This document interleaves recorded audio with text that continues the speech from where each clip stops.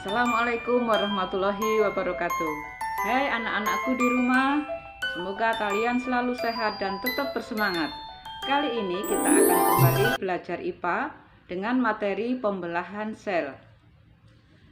Baiklah, kompetensi dasar yang kita gunakan pada hari ini adalah menghubungkan sistem reproduksi pada manusia dan gangguan pada sistem reproduksi dengan menerapkan pola hidup yang menunjang kesehatan manusia. Adapun tujuan pembelajaran yang harus dicapai setelah ini adalah yang pertama, bahwa siswa harus bisa menjelaskan tujuan mengapa sel mengalami pembelahan. Yang kedua, siswa dapat menjelaskan pengertian dari pembelahan sel secara mitosis dan meiosis. Baiklah, ada 3 alasan mengapa sel mengalami pembelahan. Yang pertama, untuk pertumbuhan. Yang kedua, untuk perbaikan. Dan yang ketiga, untuk reproduksi. Penjelasan yang pertama, untuk pertumbuhan. Kita sebagai manusia haruslah banyak bersyukur kepada Tuhan Yang Maha Esa yang telah diberikan kesempatan untuk lahir di dunia ini, sehingga kita bisa menikmati keindahan ciptaannya. Semua makhluk hidup, termasuk diri kita, berawal dari satu sel. Sel itu akan terus membelah menjadi lebih banyak. Sel-sel akan bergabung membentuk suatu jaringan. Jaringan dengan jaringan akan membentuk suatu organ. Organ satu dan yang lainnya akan membentuk sistem organ. Sistem organ dengan sistem organ yang lainnya akan membentuk satu kesatuan yang disebut mikroorganisme atau makhluk hidup. Semakin banyak jumlah sel dalam tubuh makhluk hidup, maka semakin besar pula ukuran tubuh makhluk hidup tersebut. Penjelasan yang kedua tentang perbaikan, yaitu apabila kita terluka, kulit kita terluka, maka jaringan kulit di tempat itu akan mengalami kerusakan. Jaringan akan tumbuh baru sebagai hasil dari pembelahan sel. Penjelasan yang ketiga tentang reproduksi. Pada makhluk hidup bersel satu seperti amuba akan berkembang biak dengan cara membelah diri. Satu sel amuba akan membelah menjadi 2 sel amuba yang menghasilkan 2 amuba. Baik, kita lanjutkan anak-anak. Pembelahan sel ada 2 cara. Yang pertama, pembelahan secara mitosis, dan yang kedua, pembelahan secara meiosis.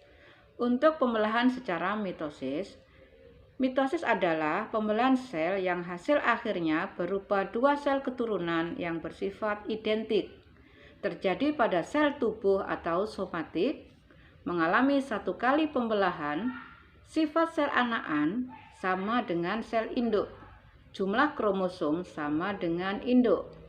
Sifat kromosom adalah diploid yang disimbolkan dengan 2N dan memiliki kromosom yang berpasangan. Tahap pembelahan sel secara mitosis. Sebelum pada tahap yang pertama diawali dengan interfase, yaitu fase istirahat. Pada saat ini, sel mengumpulkan energi yang banyak yang akan digunakan pada tahap yang pertama, yaitu profase. Pada tahap ini, benang-benang kromatin sudah mulai tampak. Kemudian menuju pada fase berikutnya adalah metafase, di mana pada fase ini terdapat kromosom yang berpasangan. Kemudian yang ketiga adalah anafase. Kromosom yang berpasangan itu akan menuju ke bidang pembelahan masing-masing. Kemudian pada fase yang keempat, yaitu telofase, di sini dihasilkan 2 sel anakan. Berikutnya, pembelahan sel secara meiosis. Terjadi pada pembentukan sel gamet, yaitu baik sel sperma maupun sel telur atau ovum. Mengalami 2 kali pembelahan. Sifat sel anakan setengah dari sifat induknya, jumlah kromosom setengah dari jumlah kromosom induk, dan sifat kromosom haploid atau N, dan kromosomnya tidak berpasangan. Berikutnya, tahap pembelahan sel secara meiosis.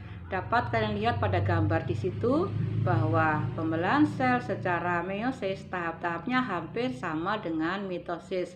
Hanya saja di sini mengalami 2 kali fase atau 2 fase, yaitu meiosis 1 dan meiosis 2, sehingga akan dihasilkan 4 sel anakan. Baiklah anak-anak, cukup sampai di sini penjelasan atau pembelajaran kita hari ini tentang pembelahan sel.